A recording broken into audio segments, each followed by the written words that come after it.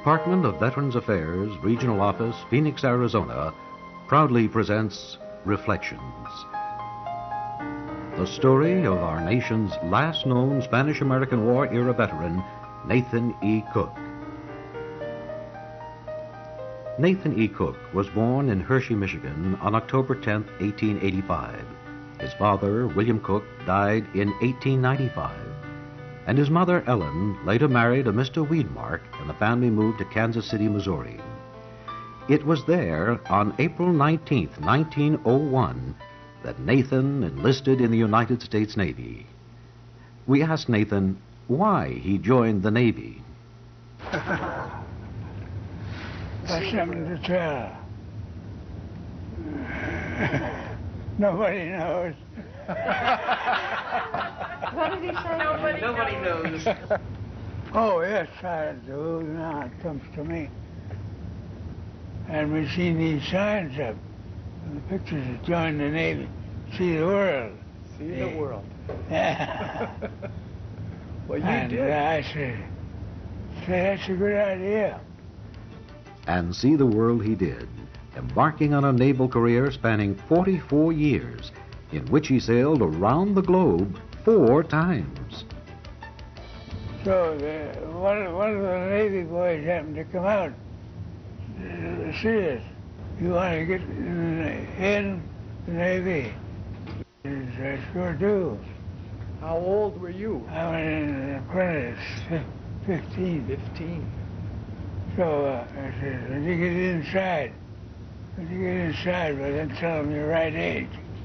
Yeah. So that's what happened. And I got inside and I told them my age and that I wanted to join the Navy. What was the name of your first ship? My first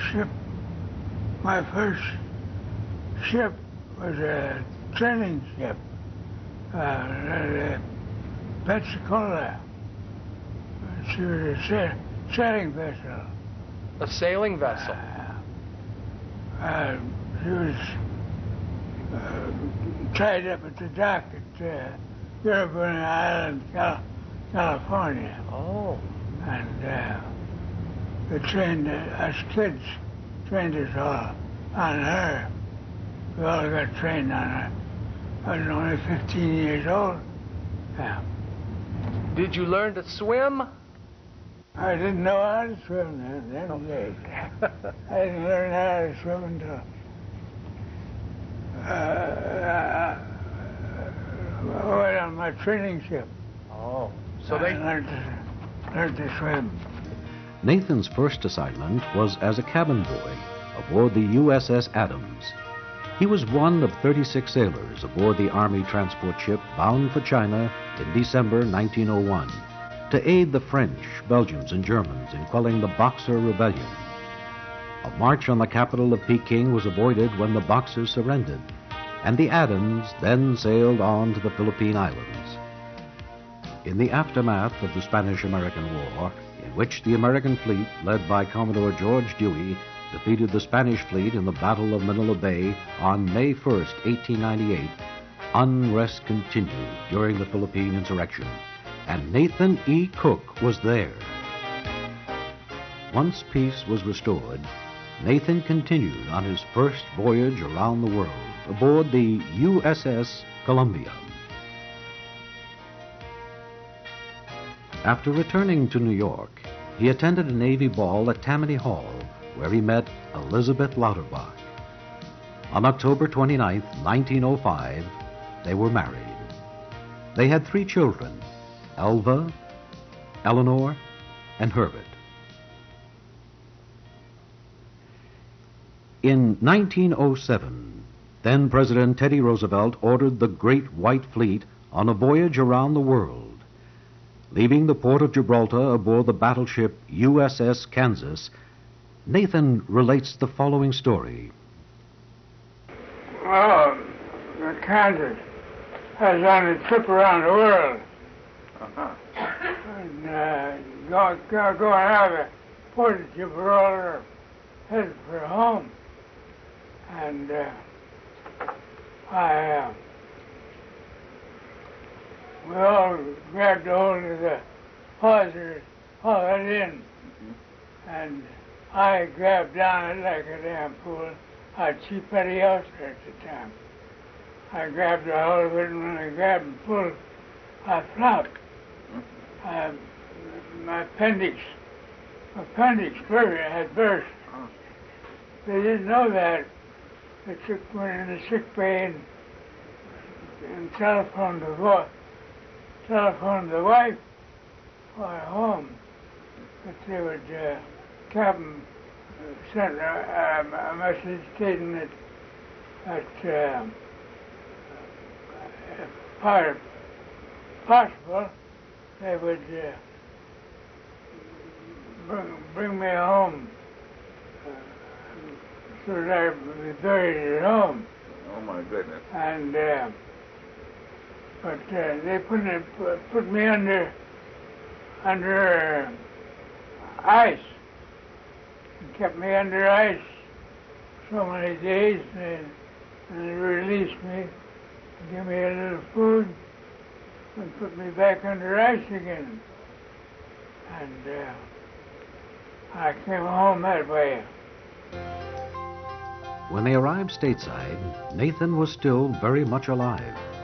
He was admitted to the hospital where it was learned his appendix had ruptured and had dried up with no complications. He also recalls meeting a couple of ensigns on the Kansas who were very nice to him. Their names were Chester Nimitz and William Halsey, the ones who later became admirals in World War II.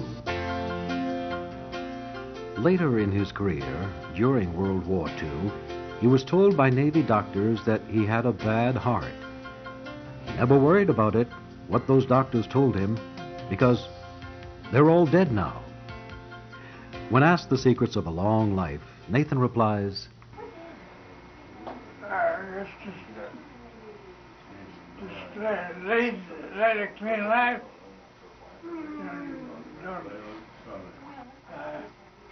I never smoked, sure, or drank. Yes, Nathan's remarkable constitution can be attributed to clean living, and as we learned, a passion for physical exercise. Until well into his 90s, Nathan's daily routine of calisthenics included push-ups, jumping jacks, toe-touching, and stretching exercises. Even now, although confined to a wheelchair, Nathan still participates in daily exercise therapy at the Carl T. Hayden VA Medical Center in Phoenix, Arizona. Since 1983, he's been a resident of the nursing home care unit, aptly called Fort Courage. He also enjoys a rousing game of checkers, which he says helps to keep his mind sharp. Every week, his daughter, Eleanor, visits him, and he always knows when she arrives. Oh, that's Eleanor. During a recent visit, Nathan shared with us some of the reflections of his memorable naval career, spanning the years 1901 to 1945. Who was the president when you joined the Navy?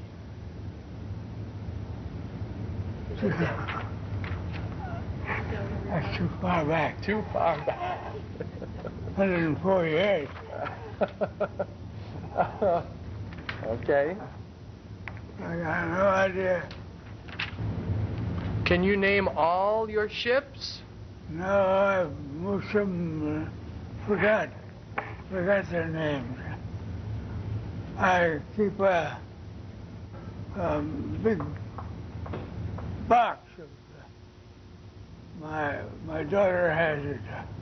Eleanor? All my orders, change of orders. The name of the ship that I had during World War II, we based mostly on France, British France. I remember in the last 6 months, has changed. I'm beginning to lose control of it. I figured all the stuff I ever needed was in that box.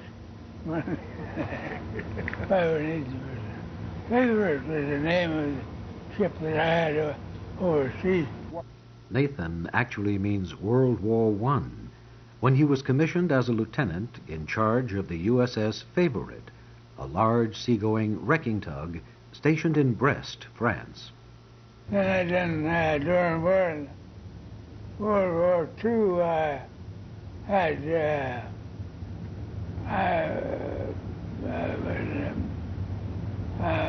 command of a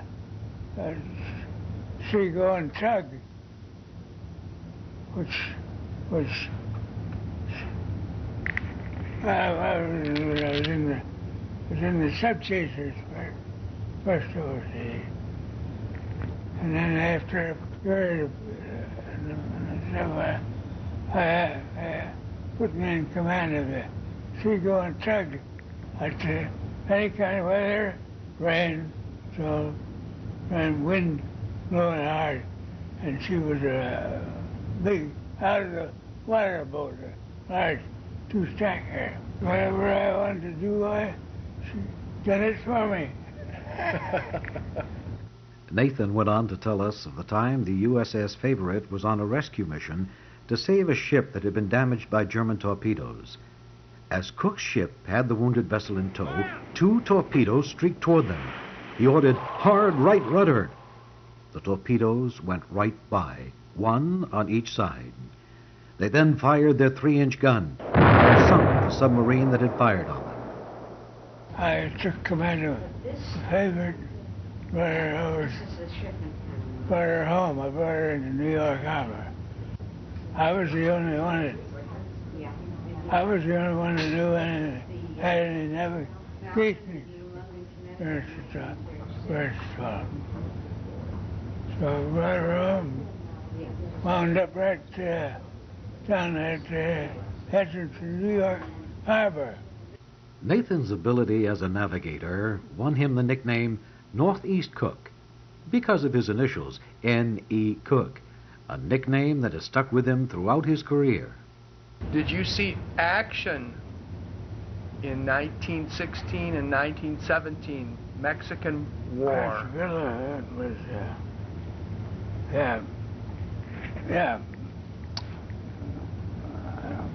that was the fleet. Petrovilla come down, and we came down in the fleet. That was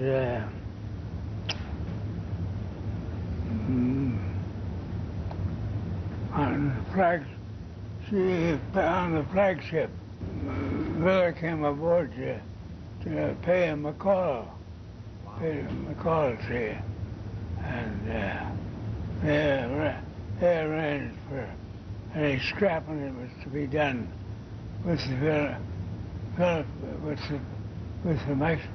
Mexicans down in that vicinity. There was no scrapping. They fired a couple of shots at us. That was all that was doing the harm. And they surrendered, turned over the port to Petrovilla. I had one thing that I was rather proud of at the submarine base in Panama. I was acting commanding officer. The canal insisted on having what you call a pilot aboard every, took out all the ships going through the canal. Pilot, except me. I was the only one. I took one. When I got orders through the canal with my ship on any duty, anything like that, I took command of her. I took her through. Yeah, he let him. They let him. I was the only Navy officer ever allowed that duty. Yeah. You should have been commanding the Valdez. That's the fact. It's Panama. Coca-Cola. This is the one in Panama. Yeah. This is the one I used to dive off, remember? And have the boys go crazy. Yeah, there you are. And this is the Falcon. Oh, this is me. No, here. Here. Uh, Here, Daddy. Right there. oh, that's the captain of the... In 1936, yeah. That's In New London. submarine center in New London. New London, Yeah. Connecticut. Mm-hmm. Yeah. Mm-hmm. The USS Falcon was a minesweeper which was converted to a submarine rescue ship. This picture shows his crew rescuing a sailor who had been trapped underwater for 37 hours in a damaged submarine. He was captain of that. I was the Jack, next in command. Next in command. Uh-huh. Enlisted men come up from the ranks, and he didn't know nothing about navigation now. So they made me navigator on a executive officer of the ship. In fact, I run the ship there. I run the ship. He just was there. He was just there for be the captain. I done the work, he got to pay for it.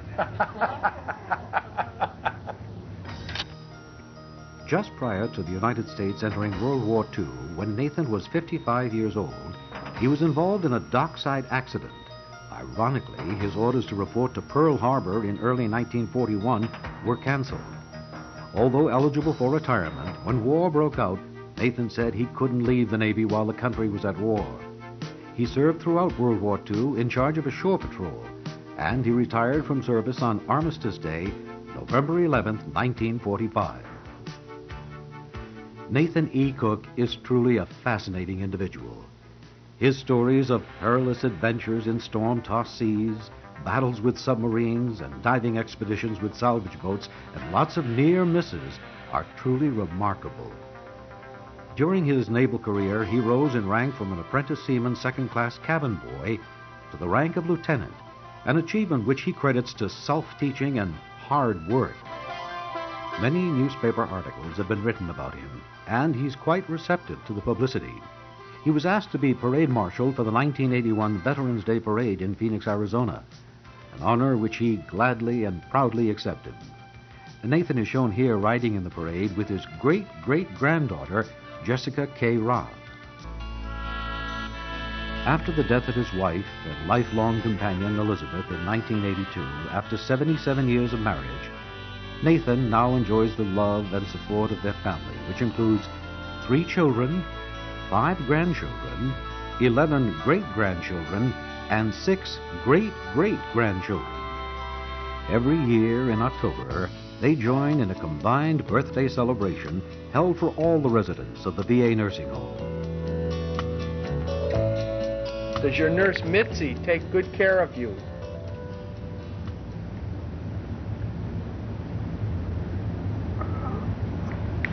Well, as a rule, yeah, pretty good. Nathan's room is full of family pictures and some Navy memorabilia. Each morning, his nurse helps him dress and get into his wheelchair. After splashing some water on his face, he says he brightens up and he's ready to start his day. He wheels himself down the hall and takes the elevator to the main dining room, where he enjoys a hearty breakfast. Is the food good here at the VA nursing home? God, yes. Whether he says it or not, but he eats good. I think so. Good. They Did you have for breakfast today? same toast and eggs. We certainly have grown fond of Mr. Cook, but then he makes it so easy for us. He's a charming old gentleman, and his sense of humor has not been dulled by his century-plus years. His stamina and longevity are remarkable, and he serves as an inspiration to us all. We asked Nathan if he had any advice for today's young people. Well, not drink. It's the main thing. I'd say keep away from drink. This doesn't do you any good. Liquor what shortened life. Yeah, because he that and smoking cigarettes. Cigarettes are one of the worst thing I think against a man. But during my younger years in the Navy, and during my life, you might say, I never thought of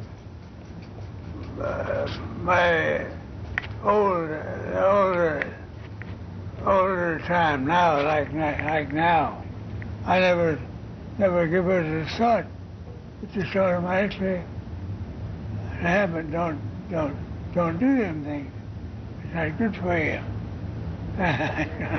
For Nathan E. Cook, these surely have proven to be words to live by. That's good advice. Thank you, Nathan. Thank you for the pleasure. Thank you. Very nice. Thank you. Remember all the broken things. You did a wonderful We got it all. We'll let you see the movie. I'm proud of is my command of ships that I had. Crew were all like me, and we always got along fine. But in any kind of weather, Cook wants to go, we go.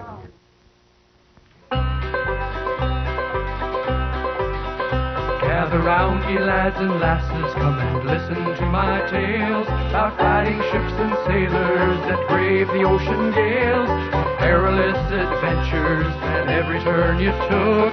Wherever there was danger, there you'd sure find Nathan Cook.